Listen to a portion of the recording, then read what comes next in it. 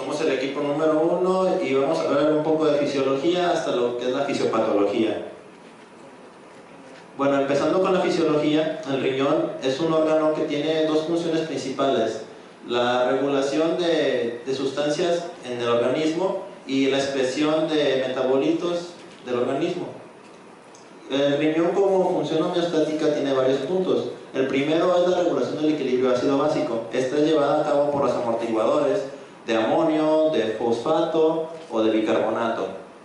La excreción de productos de desecho, como ya he mencionado, estos son los producidos por el metabolismo y según las necesidades del organismo van a ser excretados o van a ser regulados.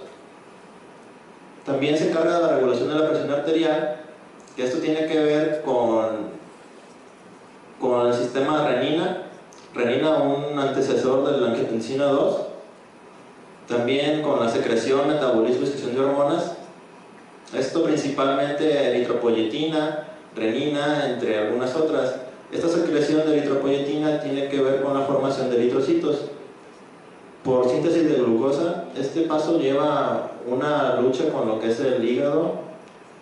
Se encarga de la gluconeogenia en situaciones de ayuno, en situaciones de necesidades. A partir de aminoácidos podemos formar glucosa para incorporarlos a los ciclos metabólicos. También de la regulación de la producción del calcitrol. Este tiene que ver con la absorción en el intestino de calcio o el almacenamiento en los huesos del mismo.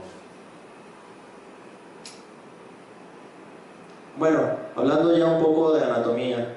El riñón es un órgano retroperitoneal, pesa 150 gramos y lo encontramos en par. Viene de riñón, uréter, vejiga, ureta, hasta llegar al exterior. Ya un poco más de cerca, en un corte transversal, podemos observar que lo primero que encontramos es el hilo renal, donde pasan la vena y arteria renal, los vasos linfáticos y los nervios.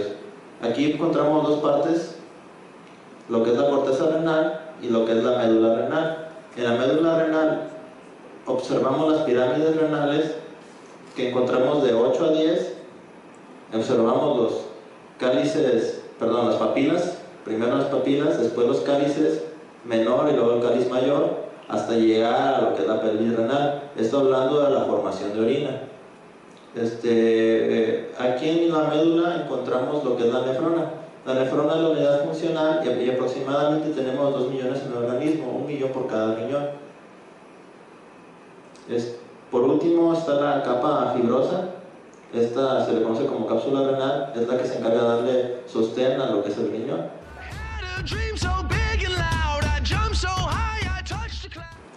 El riego sanguíneo renal es un 22% del gasto cardíaco o 1100 mililitros por minuto.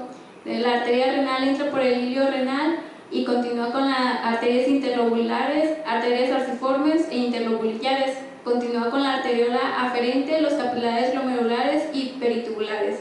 Capilares peritubulares. En las capilares glomerulares tenemos una presión hidrostática alta que permite la filtración rápida de los líquidos, y en los peritubulares una presión hidrostática baja que permite la reabsorción de los líquidos. La nefrona. Tenemos alrededor de 800.000 a 1 millón de nefronas funcionales capaces de formar orina, y después de los 40 años el número de nefronas funcionales va reduciendo el 10% por cada 10 años. Cada nefrona contiene un penacho de capilares glomerulares que permiten la filtración de los líquidos y un túbulo largo que permite que los líquidos se vayan formando como orina. Los capilares glomerulares están revestidos por lo que se le llama cápsula de Bowman. Así que el líquido sigue pasando por la cápsula de Bowman y de ahí continúa hacia el túbulo proximal y se dirige hacia la asa de Henle, donde está formado por una parte descendente y una ascendente. En la ascendente se encuentra la parte gruesa, donde va a estar la mácula densa. Esta permite una filtración, permite la regulación de la filtración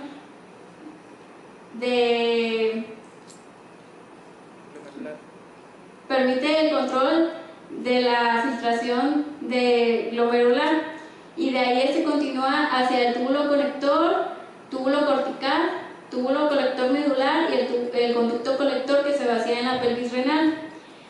Existen dos tipos de nefrona. Tenemos la nefrona cortical, que tiene una asa de Henle corta y su penetración en la médula es también corta. La nefrona justamedular tiene una asa de Henle larga y esta penetra en la médula hasta la médula externa y tiene los capilares interlobulares, son llamados vasos rectos. La autorregulación de la filtración glomerular es el resultado de tres factores principales. El primero es el reflejo miógeno, que constituye la primera línea de defensa contra fluctuaciones de la corriente sanguínea renal. Los cambios repentinos en esto desencadenan la constricción o dilatación de la arteriola aferente. En segundo lugar, tenemos a la retroalimentación tubulo-glomerular, que cambia la velocidad de filtración y flujo tubular por constricción o dilatación de la arteriola aferente, que es mediada por la mácula densa.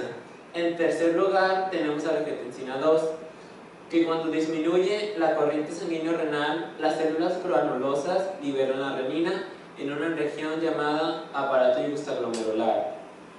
Esta renina cataliza la conversión de angiotensinógeno a angiotensina 1, que gracias a otra enzima se convierte en angiotensina 2, que origina la constricción de la arteriola eferente. Cuando hay un exceso de agua en el organismo y la osmolaridad del líquido extracelular se reduce, desciende la secreción de hormona antidiurética, por lo que disminuye la permeabilidad al agua de los túbulos distales y túbulos colectores, por lo que nos conduce a una excreción de grandes cantidades de orina diluida. Cuando la osmolaridad del líquido extracelular está por encima de lo normal, la hipófisis secreta más hormona antidiurética, por lo que aumenta la permeabilidad al agua en los túbulos distales y túbulos colectores. Estos nos permiten que se absorban mayores cantidades de agua y disminuyen el volumen urinario. 2/3 del líquido filtrado en los glomérulos se reabsorbe en el túbulo proximal. Esto se debe a la gran capacidad de reabsorción de sodio, de cloruro de sodio y carbonato, y a la permeabilidad de este epitelio al agua. Después tenemos a la asa de Henle, que se divide en descendente y ascendente. La descendente es permeable al agua y no posee sistema de transporte activo, mientras que la ascendente es impermeable al agua y reabsorbe cloro y sodio por transporte activo. La primera parte del túbulo distal secreta cantidades de electrolitos, mientras que en la última parte del túbulo distal posee un epitelio que poco a poco se va modificando a túbulo colector, que se caracteriza por ser modificado por la hormona antidiurética. La insuficiencia renal aguda es una alteración fisiológica o estructural del riñón que está caracterizada por una rápida disminución de la tasa de filtración glomerular y también por una alta mortalidad. Podemos ver que la mortalidad se ha mantenido estable en las últimas 3 décadas y también puede variar según la causa. En un 15% en pacientes obstétricos, un 30% en nefrotoxicidad por fármacos y de un 60 a un 90% en sepsis. También es importante mencionar que en pacientes hospitalarios puede existir entre un 5 y un 7% de pacientes que se complican con insuficiencia renal aguda, y si estos están en cuidados intensivos puede llegar a ser de un 30% comparado con pacientes que son extrahospitalarios, que tienen un porcentaje de un 1%. También existen distintos factores que pueden estar relacionados con la insuficiencia renal aguda, como son la edad, el sexo masculino, la oliguria, requerir aminas, requerir soporte ventilatorio y el síndrome de disminución multiorgánica. Además, es importante mencionar que esta insuficiencia renal aguda se divide en tres, que es la prerrenal, con un 55% de pacientes que la tienen, intrínseca con un 40% y posrenal con un 5%.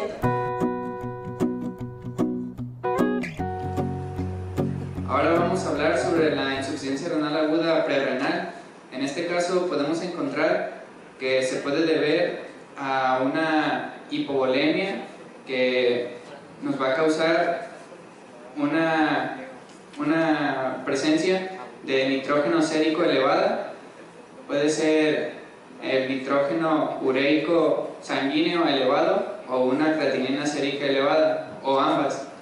Esto comúnmente se lo conoce como una hiperazoemia o una azoemia. Normalmente en la lesión o en la insuficiencia prerrenal podemos encontrar que no va a haber un daño del parénquima, a menos de que haya una isquemia muy prolongada y una isquemia de una manera extrema o de una manera letal que pueda producir una necrosis. Dentro de las causas de la insuficiencia prerrenal tenemos la hipovolemia, que puede ser una disminución de los líquidos corporales. Puede presentarse por pérdida de sangre, por pérdida de líquidos, por deshidratación, por un secuestro de líquidos en cavidades terciarias, lo podemos nombrar así. Puede ser por una disminución en la ingesta. También se puede presentar por una disminución en el gasto cardíaco, una vasodilatación generalizada que provoque que el riego renal sea menor, una vasoconstricción renal de la arteriola aferente que no permita que llegue buena sangre al glomérulo o cantidad suficiente, o una constricción de la arteriola eferente en la nefrona, o el síndrome hepatorrenal de tipo 1 o de tipo 2. En el tipo 1 es una lesión un poco más grave que en la de tipo 1 y por esto podemos encontrar azoemias, así como los AINES y los inhibidores de la enzima convertidora de angiotensina pueden provocar una insuficiencia prerrenal.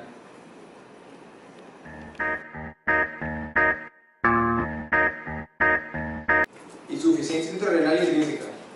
Los casos de esta patología se dividen según el punto de vista teórico, según el compartimiento renal principalmente afectado, que va desde la lesión isquémica o neurotóxica tubular, las enfermedades tubulointersticiales, las enfermedades de la microcirculación y los glomérulos y las enfermedades de los vasos renales de mayor calibre.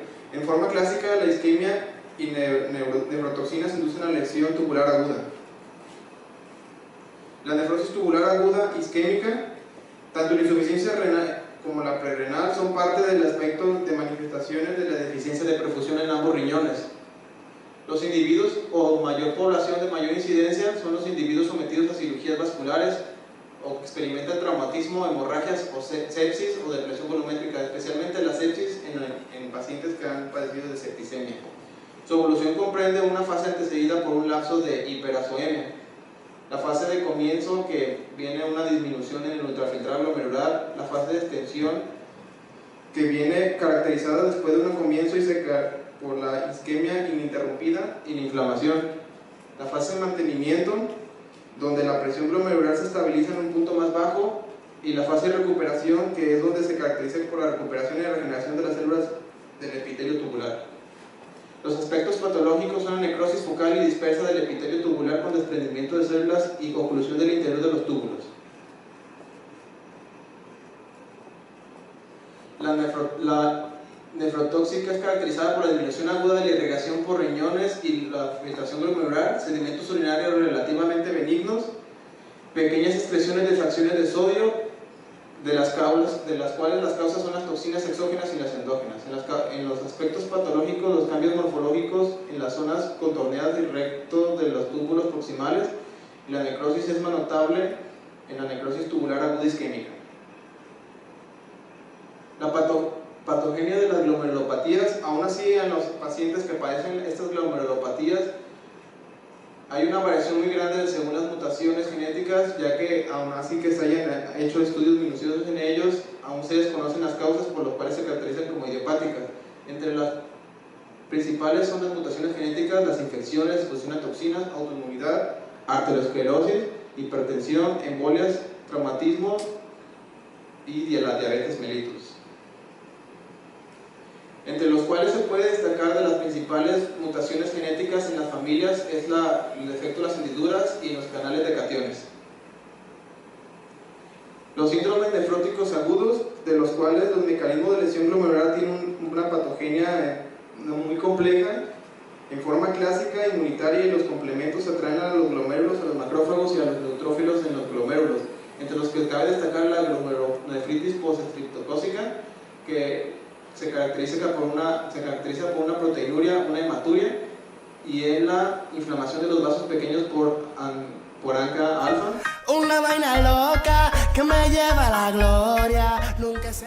Por otro lado, tenemos la insuficiencia renal aguda prorrenal, que va a estar caracterizada por una obstrucción de las vías urinarias.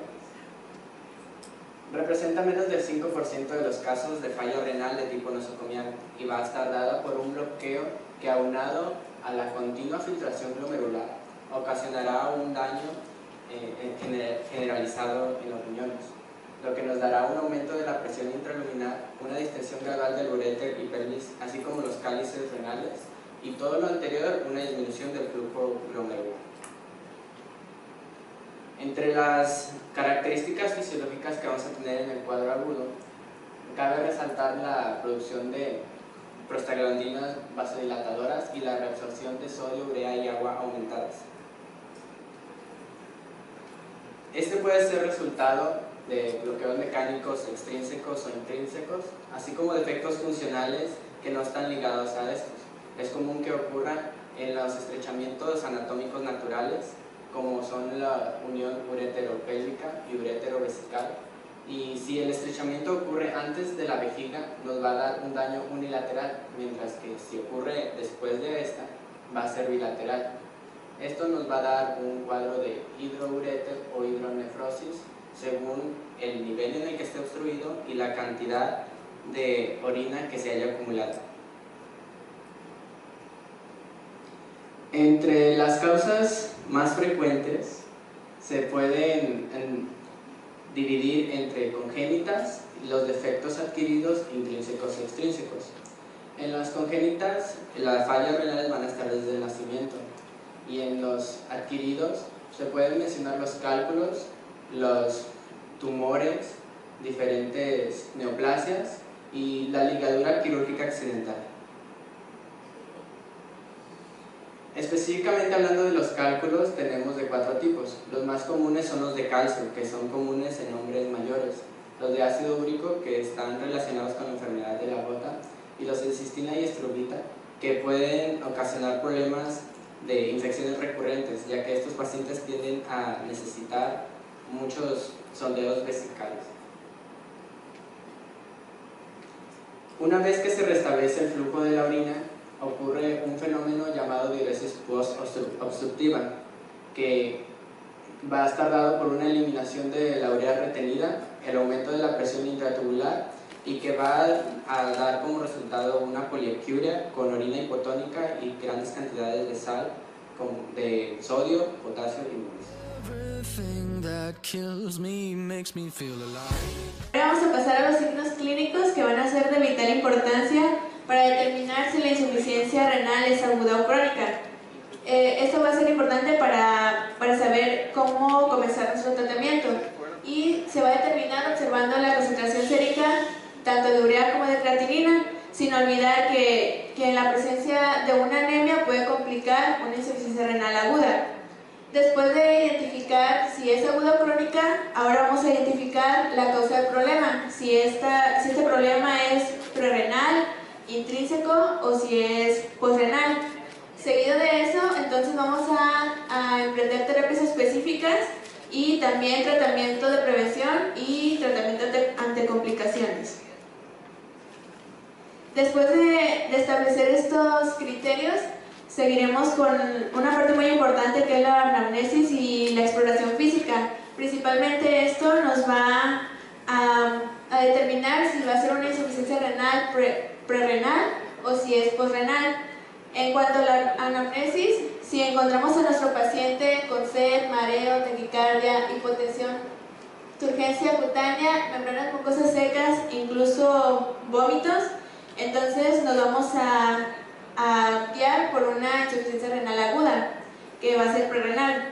En el caso de que en la exploración física encontremos dolor suprapúbico y de costado, nos vamos a guiar por una insuficiencia renal posrenal. Y esto va a estar dado sobre todo por una enfermedad de próstata que se va a acompañar por nicturia, poliacuria, dificultad de emisión de chorro y agrandamiento de la próstata. En el caso de que sea una insuficiencia renal intrínseca, sabemos que el 90% de estas se da por una necrosis tubular aguda isquémica y nefrotóxica y nos vamos a inclinar ante una glomerulonefritis o una vasculitis aguda. Después de esto, nos vamos a basar en el ego. Aquí vamos a estar buscando la presencia de células que normalmente no se deben encontrar aquí. En lo que es la insuficiencia renal aguda, prerrenal y posrenal, normalmente no se encuentran estas células o se encuentran en números muy escasos. En el caso de la prerrenal solo podemos encontrar pocos cilindros hialinos transparentes, y en la posrenal sobre todo hematuria y piuria en sujetos ya con otras patologías. Ya en el caso de una insuficiencia renal intrínseca encontramos diferentes células y dependiendo de las células que encontramos podemos determinar cuál es la causa de esta insuficiencia. Y por último nos guiamos por los estudios hematimétricos, sobre todo por la creatinina sérica, que dependiendo de qué tan alterada esté nos va a dar un índice de dónde está el daño. También no debemos dejar de lado la anemia, que si se acompaña de trombocitopenia nos puede abrir la pauta hacia otras patologías. Igual vamos a encontrar una desigualdad aniónica por las funciones que tiene el riñón y que en estos casos están alterados, y en el caso de encontrar una disminución de la concentración de complemento y un aumento de la cuantificación de anticuerpos, podemos hablar de una glomerulonefritis o una vasculitis. Un sistema de clasificación desarrollado en base a evidencia científica actual y formal, así como la opinión de expertos en el tema. Se caracteriza por varias letras. La primera es riesgo, lesión, falla, que se caracterizan por elevada sensibilidad, mientras que pérdida y enfermedad renal terminal, alta especificidad. Aquí tenemos el porqué de la clasificación. En riesgo tenemos que el índice de filtración glomerular es mayor al 25%, con un gasto urinario de 0.5 mililitros por kilogramo por hora durante 6 horas. En lesión tenemos que el infiltrado glomerular es mayor al 50%, con gasto urinario de 0.5 mililitros por kilogramo por hora por 12 horas. En falla tenemos que el infiltrado glomerular es mayor al 75%, con gasto urinario de 0.3 mililitros por kilogramo por hora durante 24 horas o anuria por 12 horas. Como les mencioné, estos tres se caracterizan por alta sensibilidad. En pérdida de la función tenemos que la falla renal persistente o pérdida completa de la función es por mayor a 4 semanas. Enfermedad renal terminal, la enfermedad renal terminal es mayor a 3 meses y se caracterizan estos dos por alta especificidad. El ACI es una modificación de la escala Rifle o un sistema de estratificación y clasificación. ACI significa Red de Trabajo de Lesión Renal. Y estos son el sistema de definición y clasificación, estratificación para lesión aguda. Aquí tenemos los 3 grados y podemos ver que en el gasto urinario de la lesión renal aguda 2 es de 0.5 miligramos por kilogramo por hora por más de 12 horas. En la lesión renal aguda 3 sería el gasto urinario menor a 0.5 miligramos por kilogramo por hora por mayor a 24 horas o anuria por 12 horas, muy parecido al sistema Rifle. En métodos radiográficos tenemos la ecografía de las vías urinarias, tomografía computarizada, imágenes por resonancia magnética, pielografías retrógrada y anterógrada, angiografía por resonancia magnética, ecografía de Doppler, angiografía basal. En la biopsia tenemos, este es se realiza a sujetos a quienes ha sido descartada la infección renal aguda prerrenal y posrenal, o en los que no se han identificado la causa. Se hace en enfermedades causadas por lesión isquémica o nefrotóxica que pudiera mejorarse con medidas específicas de cada enfermedad. Ejemplo, glomerulonefritis, vasculitis y nefritis intersticial alérgica.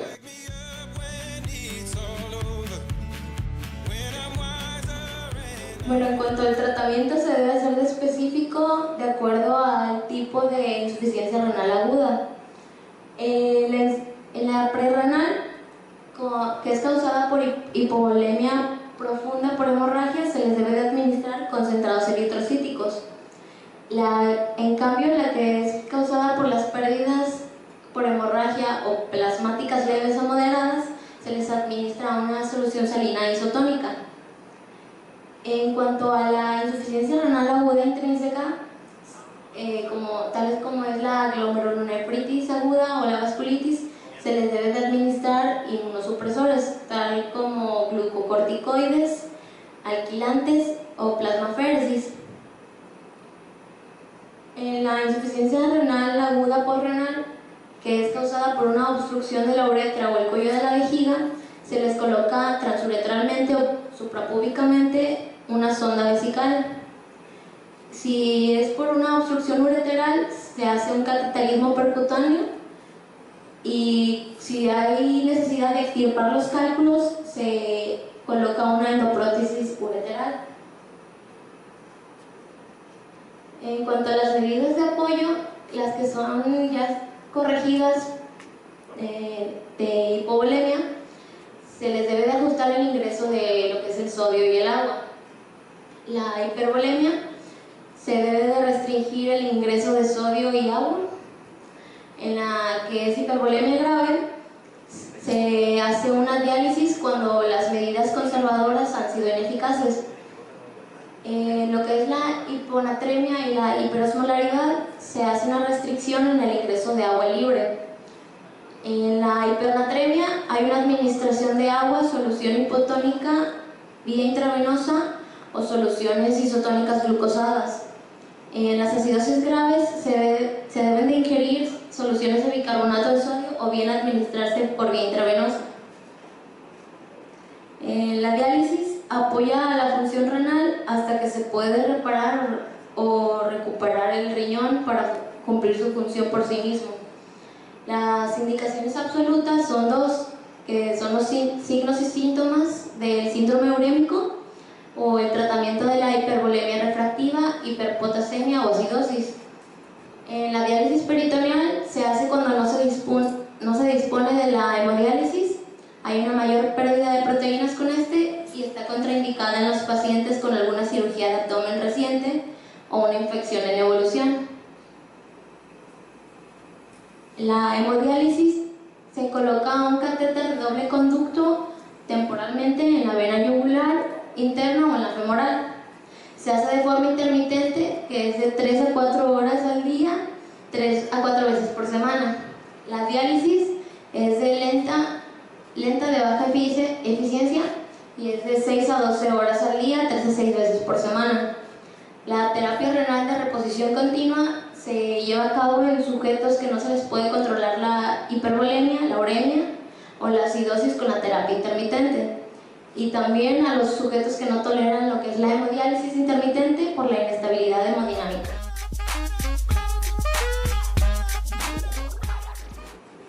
La insuficiencia renal aguda puede complicarse por diversos factores como lo son la sobrecarga volumétrica intravascular, la hiponatremia, hipocalcemia, hiperpotasemia, hipermagnesemia y acidosis metabólica.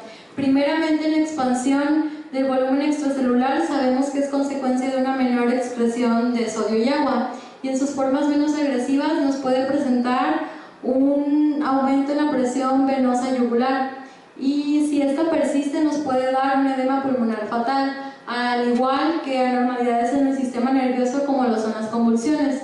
En el caso de la hiperpotasemia, se puede potenciar la salida de potasio debido a la acidosis metabólica existente. Esta hiperpotasemia suele ser asintomática, pero en niveles mayores puede dar anormalidades fosfatemia puede dar lugar a una hipocalcemia. Esta hipocalcemia también puede ser por otros factores como la resistencia a las acciones de la hormona parotidia y niveles bajos de la 1,25 hidroxivitamina D. En cuanto a la anemia, sabemos que es presente en esta patología. Esta puede ser multifactorial y algunos factores pueden ser la reducción de la eritropoyesis, la hemólisis, la hemorragia y el acortamiento de supervivencia de los eritrocitos. En cuanto a la hemorragia, esta patología puede prolongar el tiempo de esta. Algunos factores son la trombocitopenia leve, la disfunción plaquetaria y anormalidades en algunos factores de coagulación.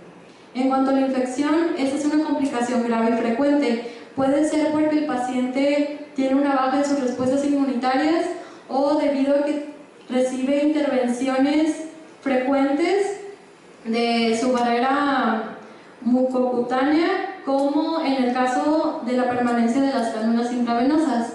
En cuanto a las cardiopulmonares, tenemos la presencia de un edema pulmonar y en cuanto a las cardíacas, arritmias, pericarditis y derrame pericárdico.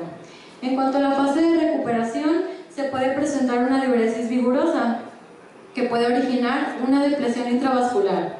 Finalmente, tenemos hipopotasemia, hipomagnesemia, hipofosfatemia e hipocalemia como complicaciones menos comunes en presencia de fármacos que lesionan, y estos fármacos, un ejemplo es la ifosfamida. En cuanto a la prevención, podemos hablar de una atención minuciosa a la función cardiovascular y volumen intravascular en sujetos de alto riesgo, una restauración intensiva del volumen intravascular, ajustar la administración de medicamentos nefrotóxicos según la talla y la filtración glomerular, un ajuste de la dosis de fármacos con arreglo a sus niveles en la circulación, forzar una diuresis alcalina, administrar N-acetilcisteína, mantener buena hidratación, administrar teofilina y aminofilina y una expansión volumétrica de soluciones intravenosas a base de bicarbonato de sodio. Si la agresión fue por algún fármaco, y sobre todo en el adulto mayor, estamos hablando de mayores de 60 años, sí puede quedar una lesión. Sobre todo en el entendido que muchos de esos pacientes ya tienen una función renal disminuida. Es un paciente por arriba de los 60 años, muy probablemente su función renal que le está manteniendo ya no es al 100%, es un paciente que está manejando 60, 65%, se expone a un nefrotóxico, aminoglucósidos, AINES, medios de contraste. Puede ser que se revierta ese daño renal, pero que ese paciente ya quede con una función renal residual disminuida. Necesitamos un respaldo de diálisis, entonces tenemos también que ver en qué condiciones está ese paciente. Por ejemplo, mucho paciente con fracaso renal agudo trae un proceso séptico de fondo, que puede ser un proceso séptico abdominal, a lo mejor séptico urinario, de complicaciones de tejidos blandos. Entonces esos pacientes, la terapia ideal para ellos es a través de una terapia de hemodiálisis, ¿verdad? ¿Por qué no preferimos tanto diálisis peritoneal en los fracasos renales agudos? Primero, porque si viene de un proceso abdominal, pues no vamos a poder utilizar la cavidad. Y segundo, en los problemas agudos, la diálisis abdominal a veces me favorece mayor desnutrición. Pues mira, todos estamos expuestos a tener un fracaso renal agudo, ¿no? Nadie está exento de eso. Los extremos de la vida son altamente susceptibles a presentar un fracaso renal agudo, ¿verdad? Los niños, porque su volumen corporal total de agua es mucho mayor, y el adulto mayor, porque su volumen corporal de agua corporal total es menor. El embarazo y el momento del alumbramiento, ¿puede estar la mujer en riesgo? Sí, claro. Entonces depende, si tenemos un fracaso renal agudo puro, por ejemplo una cetoacidosis diabética que se depletó el riñón y desarrolló falla renal aguda, el pronóstico es bueno. Si tenemos falla renal aguda asociada a sepsis, el pronóstico es más grave.